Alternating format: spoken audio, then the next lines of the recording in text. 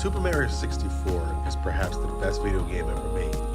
It's a paradigm shift in which we can't go back. The game itself, being a bridge from 2D to 3D platforming, is a bridge, a rabbit hole so to say, a catalyst for change.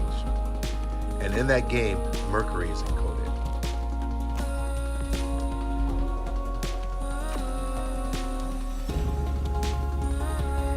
Knowing that Mercury acts as a catalyst for change, when characters come in contact with Mercury, they upgrade, they elevate.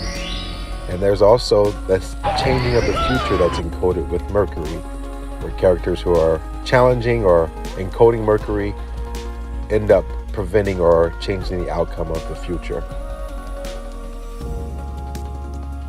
We even see in stories where there's Frankenstein-like alchemy going on to bring forth or create a living being, that there's often going to be a character who encodes Mercury. And with the N64, the Nintendo 64, being a system that makes a generational leap from 2D to 3D, that adds all these new ways to play, like 4 players, split screen, rumble pack, it's not by coincidence that the biggest game that came out in initial release is a game that's encoding Mercury. As others have pointed out before me, Mario is playing Mercury in this game, where he has the rabbit ears or the angel angle of the sky ears on his hat when he flies. He also has a different suit or variations of suits where he can disappear, become intangible, ghost-like, and then also a metallic covering or chrome covering, Mercury covering. And this is something that carries over to a lot of characters or stories that encode Mercury rabbits. To further understand that Mario is playing Mercury in this game, we should first understand that Mario is a mascot, and all mascots are a play on rabbits or bunnies. And this is encoded in the fact that Mario's name is Mario. He's always hopping and jumping up and down. He goes in and out of the ground. This is a known thing. And in different variations of the game, he's playing different aspects of the sky. So you'll see that in the different Mario games, he's playing different things. In Mario 3, he's playing Sirius the Dog Star. In other games, he's playing from the idea of solar to polar, where he's going across the flagpole. We also see that in some games he's playing Leo the Lion, where he's fighting a giant titan or a giant supermoon. But in this game, he just happens to be playing Mercury. And this is reinforced by his speed. This is a new system, but he happens to be way faster in the system than the other games. And that's because Mario, or Mercury, is a speedster. And sometimes characters who are playing Mercury end up being played out by a speedster. And there are different powers of Mercury, from polymorph to morphing, or shape-shifting is a power of Mercury. And though we don't see every power of Mercury in this game, in this character's ability, we see it in different variations of the game, where the opening or title screen is a play on the pull and pull of morphing, or Mercury's polymorphing, where you see the Mario's face get bent or pulled. And then we also see that there's a phasing ability with Mercury.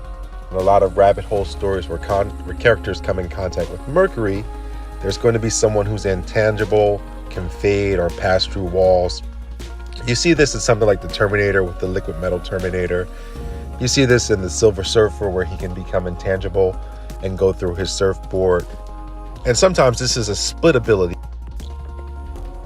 But we even see this kind of play of the chrome and the intangibility or the phasing in the controller and system design.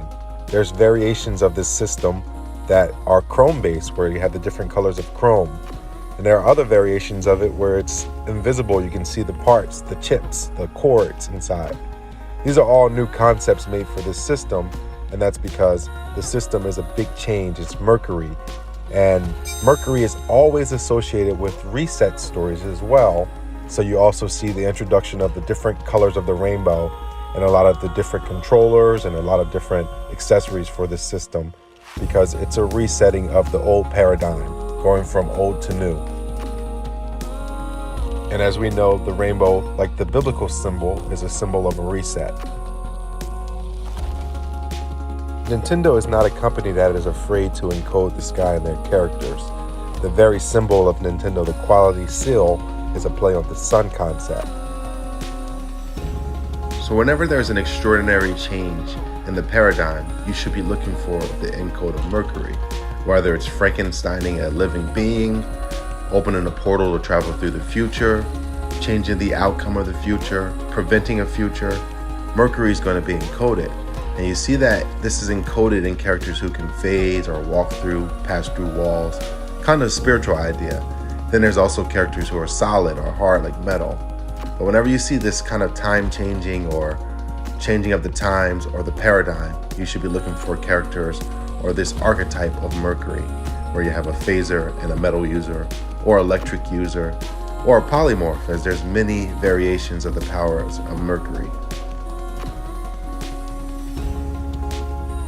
The power of Mercury in these rabbit hole stories where a paradigm shift occurs is seen in a lot of other stories.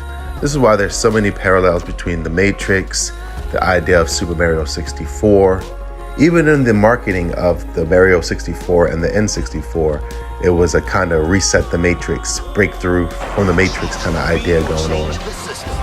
And we see that the Nintendo 64, the symbol, where the 64 sits is where square numbers sit. We have the square root of 64 being 8, so 8 times 8. And 88 is a common association with Mercury, whether it has to do with the changing of an event or policies or politics, changing of the world. We also see 88 associated with traveling through time. 88 is often associated with Mercury. That's the orbit amount of days it takes for Mercury to orbit supposedly the sun.